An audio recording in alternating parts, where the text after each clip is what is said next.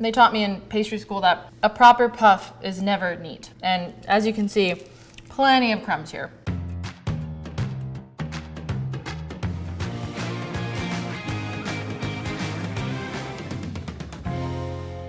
My name is Justine Hernandez, and I am baker and owner of Just What I Needed Vegan Bakery. Today I'll be making a potato galette using a rough puff pastry made with Miyoko's European-style cultured vegan butter.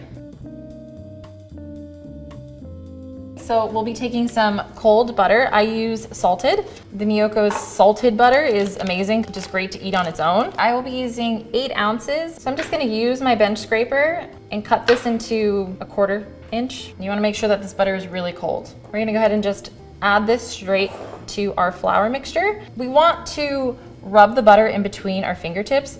You're not using a motion that's squashing the butter and flour. We're kind of just piecing it together. We're really looking for a Pebble Beach sort of effect here. So now we're gonna make a little well in the center, taking a bowl, a circle out of the center, and we're gonna slowly add some ice water. And I would say start with about 1/2 cup.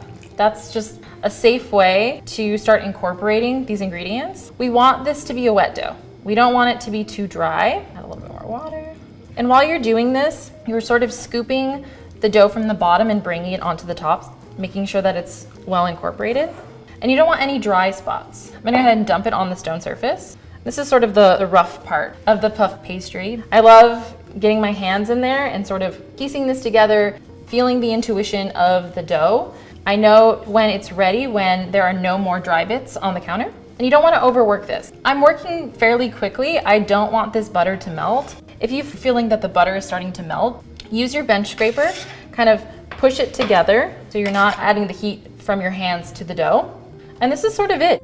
If you are tight for time, the day of a holiday, this is a great dough to make the night before. You can chill it and it will be very easy to roll out the next day. Now that our dough is all finished, we will be wrapping this in some plastic wrap and chilling it for 30 minutes.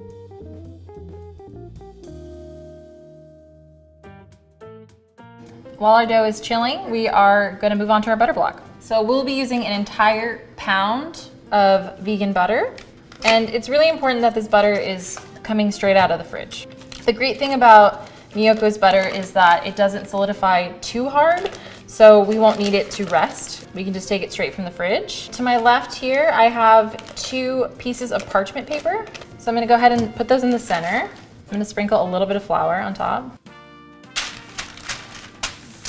So we're gonna go ahead and bang this into a square. So this is our sort of our first pass, a little bit rough. So if you run into the problem of maybe your butter being a little bit too soft and it starts sticking to the paper, you can take out your bench scraper and just start pushing it into the square shape. This is sort of what we're looking for. It doesn't have to be exact. If this butter block process kind of goes AWOL, just chill your dough. Don't freak out, you will still get a fabulous puff. Now we'll be wrapping this butter block in parchment and chilling it for 30 minutes. So now that we have our chilled rough puff dough and our butter block, we are gonna move on to lamination. So this is the most exciting part. I think this is the most intimidating part for a lot of people. So when you have your dough and you're ready to roll, this is what you're looking for. You're looking for this kind of soft, supple dough. This is gonna make it really easy to roll out. Lightly dust your surface. You don't need a ton of flour. Same thing with your pin. What I love about Miyoko's vegan butter is that it's able to stay solidified and firm, but not too firm that we risk breaking the butter block inside of the dough. Typically with animal dairy butter, you have to sort of leave your butter on the countertop for a certain amount of time, and I feel like there's a lot of room for error there. So here I'm gonna start rolling. And again, you kind of wanna work quickly because you don't want this butter to melt. A hot tip is if you're trying to make a square, you want to pull from the center. So we just want to make sure that our pastry is double the size of our butter block. So we're going to go ahead and put this just right in the center. What we don't want is a fold that exposes any of the butter. So what we're looking for is a full coverage. That's going to help for the butter not to leak out. And this is the fun. The reason I'm banging this puff pastry is because I really want that butter to just stay in the center. We're looking for an even spread. Nothing is bulging out. There's no butter breakage. When it's going wrong, you'll see pads of butter sort of seeping out, and it doesn't have to be perfect. This is rough puff, and it will still give you amazing flaky layers. Okay, so we're looking at like a 1/4 inch thick. You don't want to overwork this dough, so this is perfect. We fold it in and fold it on top. Now, this is where it gets a little stressful, and I think this is where technique comes in. You want to apply even pressure towards yourself. You can also see that I'm typically having the rolling action towards me and not going too much back and forth. And just like that, perfectly laminated puff. So now that we've finished our 2 turns, we're gonna go ahead and wrap this in some plastic wrap. You can refrigerate this for an hour. It's best to do this overnight. You really want this dough to chill. You want those butter pieces to really solidify. So an overnight would be best.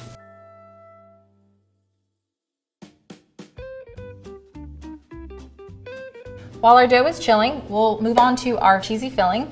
We're gonna take our fresh herbs. I love dill. I love using dill and fresh chives. I feel like this really just adds some sort of freshness to a typically heavy dish. All right, now that we have our fresh herbs, we'll be using our Miyoko's cream cheese. You wanna make sure to leave this on the countertop, just so it's a little at room temp. So it's easier to incorporate all the ingredients, easier to spread. And really simply, we're gonna go ahead and add 3 heaping pinches of vegan Parmesan. Because this parm has a good amount of salt, I don't really need to add very much. I'm just gonna add some pepper. And you can see how easy it is to incorporate. Very creamy. This is gonna be a perfect filling for our rough puff galette. All right, so I'm just gonna give it a little taste to make sure that it's great. It's perfect. Tons of deep flavor in that cream cheese that I love. So we're gonna set that aside, and we're gonna go ahead and start mandolining our potatoes. Generally, when you're holding a vegetable, you're holding it with your fingertips, the top, and the action is down, not up and down, single down. If this is intimidating, and I suggest this, add a kitchen towel to the top so that you're really sure that you're not gonna slice off your finger. And just like that, it's super simple. It's such a great tool. It's also gonna keep the slices nice and thin so that they cook evenly. You want the potatoes to cook at the same time as the puff pastry. We're gonna make a nice size family style galette. So 3 potatoes will be plenty. So this is such a great holiday dish. Got lots of delicious flavors, fresh flavors, yummy butter. Honestly, who doesn't love butter? Miyoko's is incredible for that. Their product is so savory in this dish, which I love. So you just wanna make sure you are soaking all these potatoes, and these can just rest for 15 minutes just to pull out some of the starches. And we do that so that it crisps up.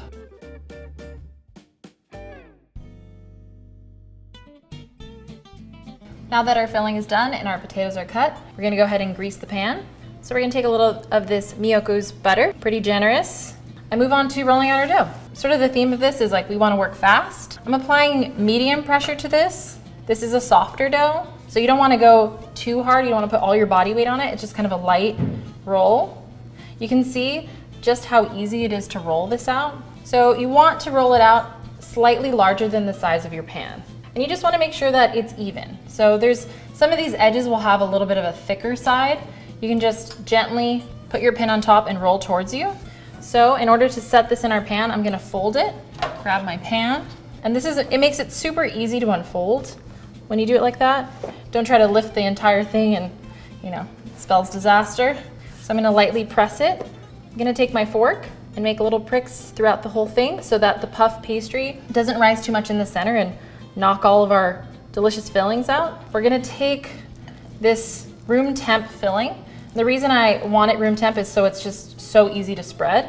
And you don't want it to be too thick, so I'm just gonna take my time, just kind of making sure it evenly goes across. And now we're just gonna douse a generous amount of this vegan parm. You can never have enough cheese and you can never have enough butter. Now we're gonna go ahead and strain our potatoes. So now we're gonna go ahead and fill our galette. So we're gonna go ahead and start layering this. Again, there's not really a method here, just like whatever feels good. I'm sort of a pattern maker, so I like keeping in a pattern. Let's keep it single layer so that the potatoes cook evenly. It could feed 8 to 10 people, and it's perfect as a side dish. We're gonna go ahead and top this with even more cheese. And I'm gonna cube some more butter just to add that extra flavor on top of those potatoes. This butter is so incredible. It adds so much unctuousness to this galette. Be liberal with this butter. It's kind of incredible that we've added, I think we're at 2 pounds now of butter officially. All right, so we're gonna do a little black pepper, and we're gonna do a very simple, just tuck and fold, tuck and fold. And this, you know, honestly, this recipe is super versatile. If you wanted to add some mushrooms or squash, or, you know, just add a little bit of extra flavor from whatever else you're cooking from the holidays, it's so easy to make this recipe your own. You're just gonna lightly brush these sides. You can use any alternative milk. A tiny pinch of salt and cheese.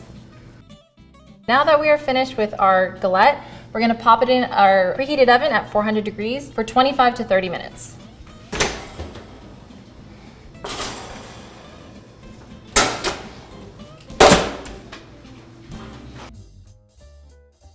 This smells absolutely incredible. The puff baked perfectly. You can see all the different layers in this area kind of puffing through.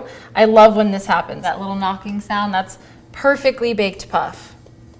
And you can see it just oozing and bubbling with that delicious vegan butter. Something to really just set this whole thing off is some fresh herbs and a sprinkle of thick Maldon salt. You can use any herbs for this, but I just stuck with my chives and dill.